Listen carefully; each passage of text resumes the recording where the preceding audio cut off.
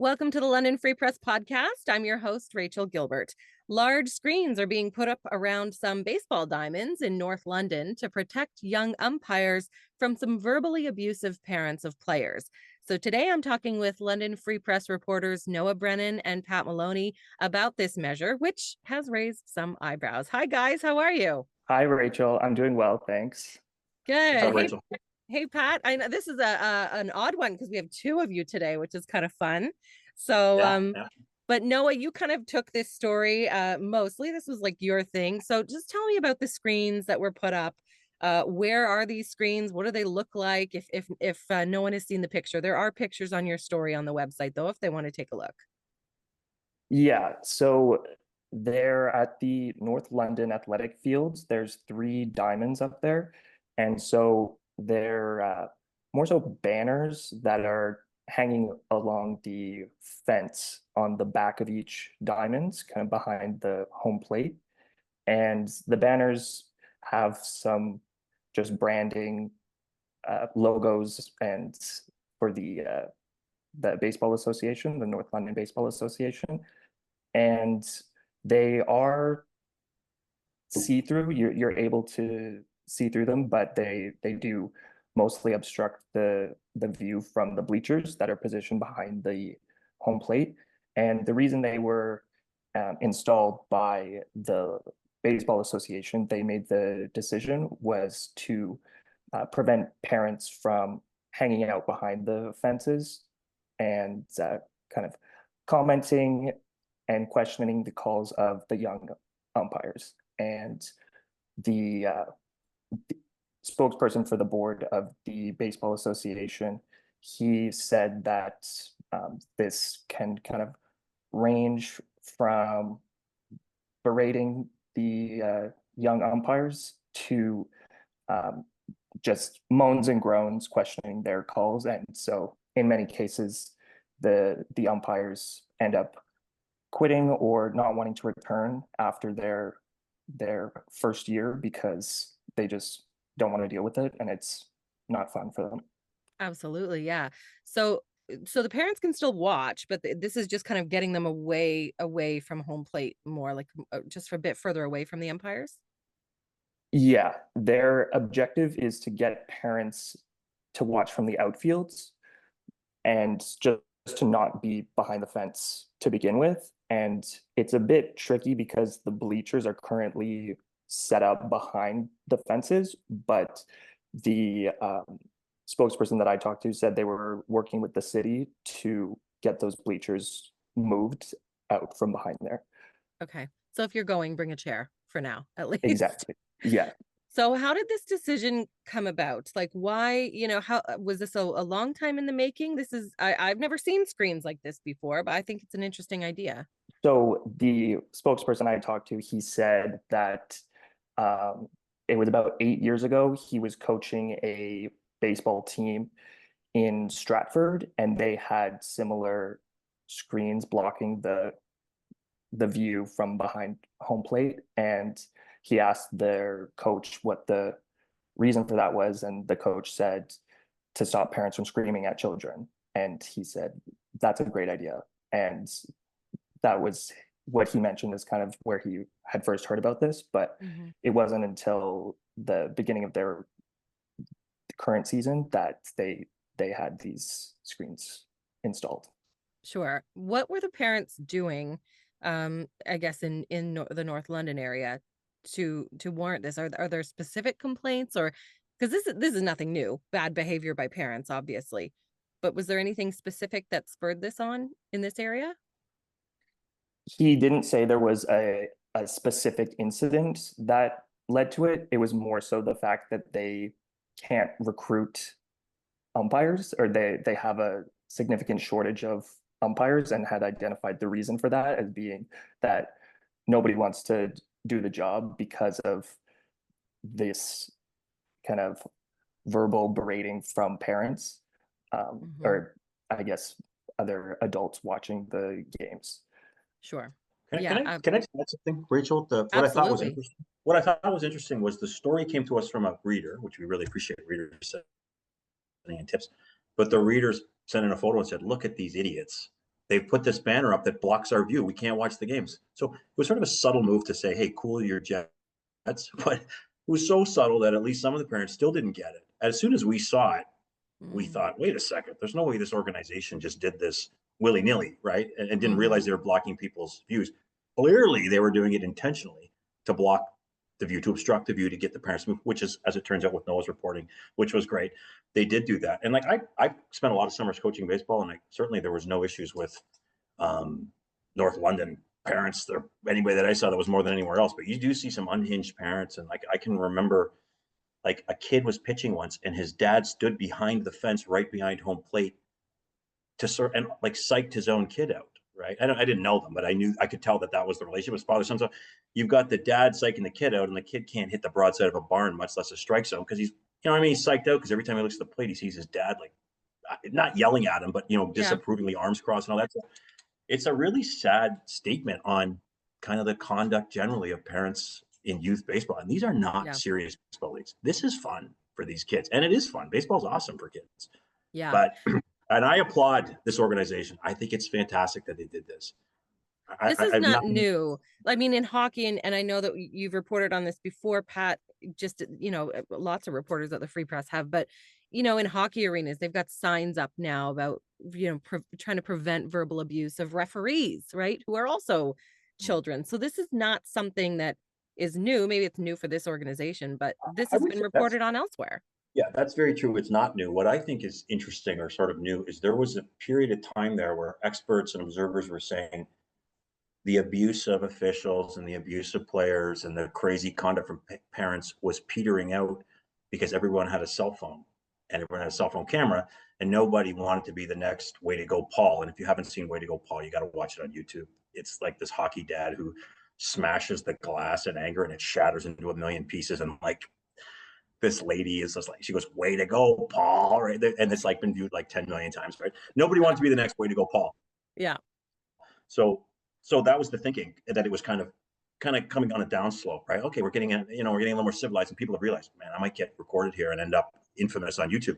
Well, clearly, whatever kind of cool down there was has stopped. There was just a few months ago that the London Bandits Hockey Association got a warning from City Hall, because City Hall owns all these facilities, right? They got a warning from City Hall about the bad conduct of the London Bandits parents, and you better cool it. And to the credit of the London Bandits organization, they contacted all their parents and said, calm down, right? Which is, again, so distressing that they would have to do that, but here we are.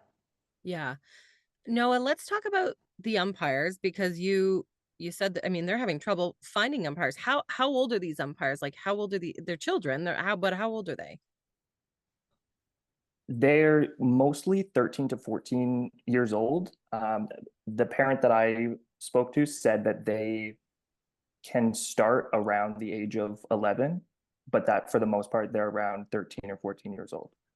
Okay. So anywhere from, say, grade 5, 6. I mean, my daughter's going to be 11, grade 6 to grade maybe 10-ish. And what training do they receive? What kind of training do these umpires get?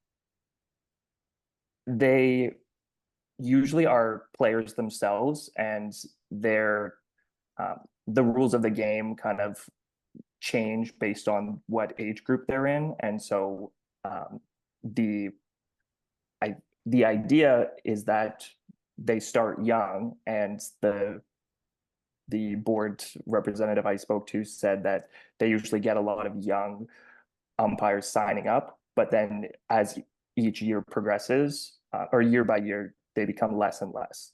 And the I think idea is that they get the experience and training by doing it and by being there each year. And so they don't have anyone now in the older age groups, or they struggle to find people who have that experience to do it.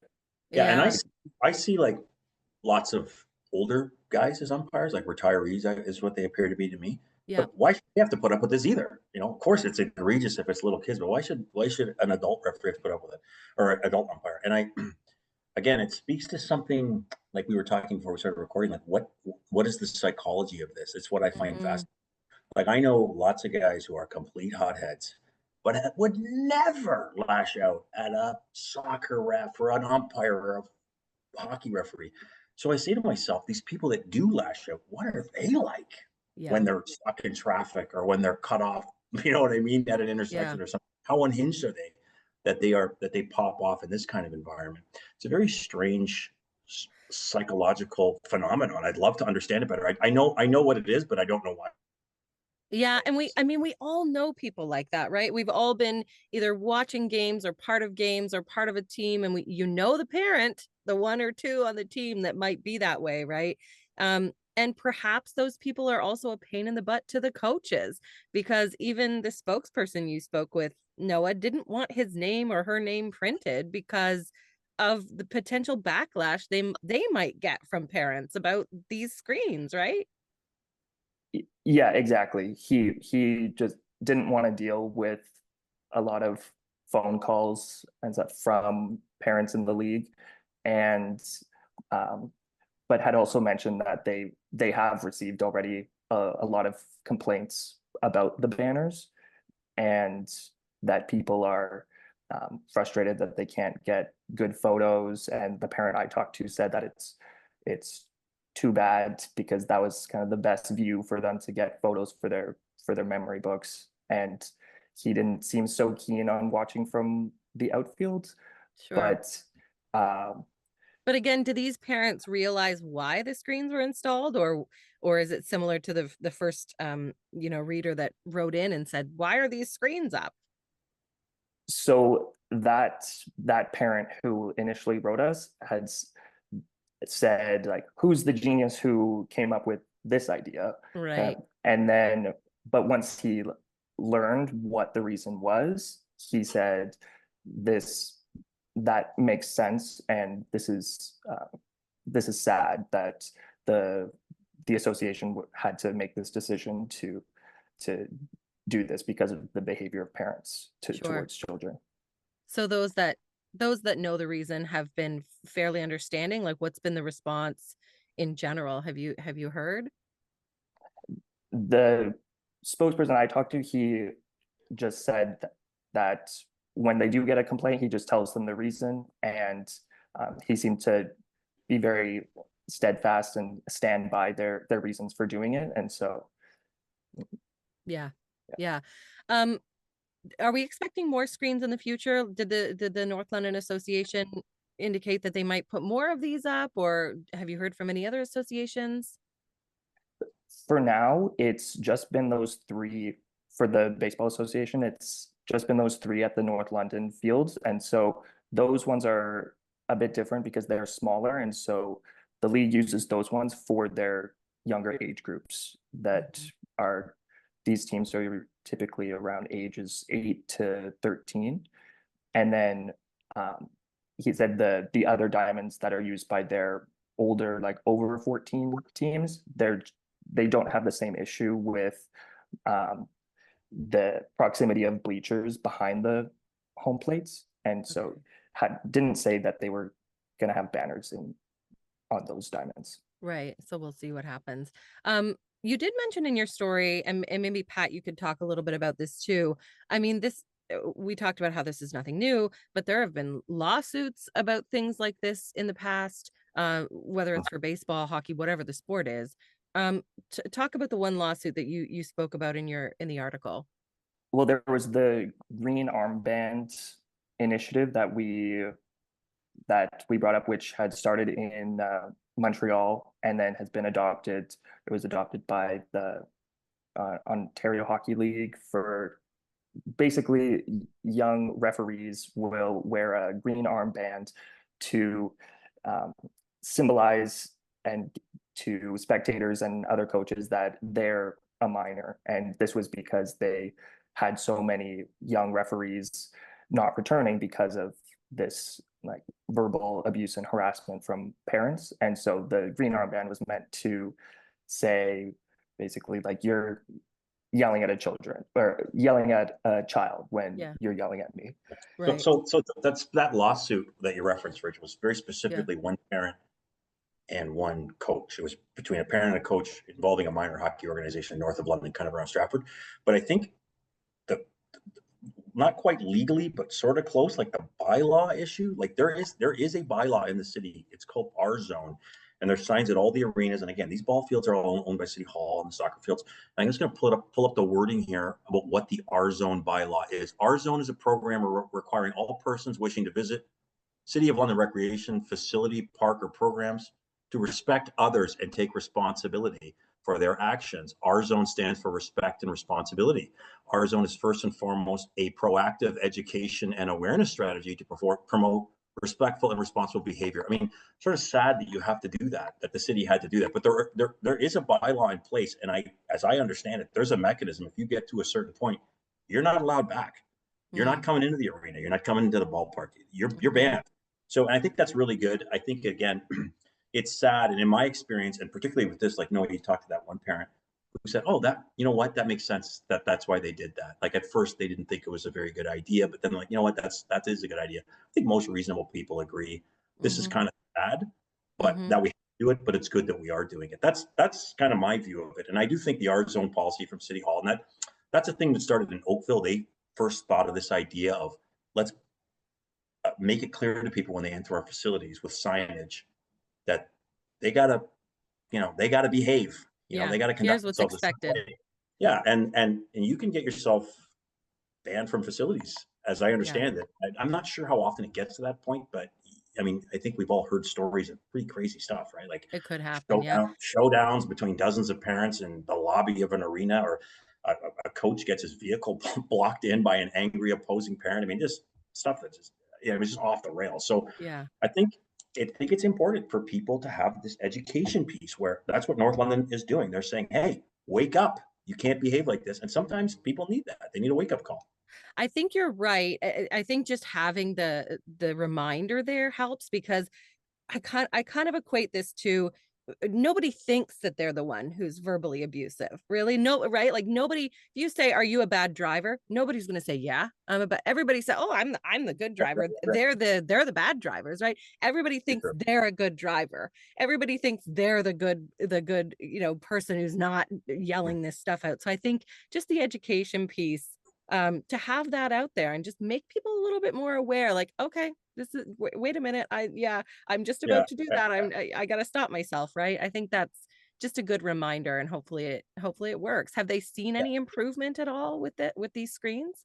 Based on what he said, it seems kind of too early to say, because their season is, the parent I talked to, they're only about 3 games into their season so far. And so I didn't get a indication from him if it had really made a difference yet. Okay.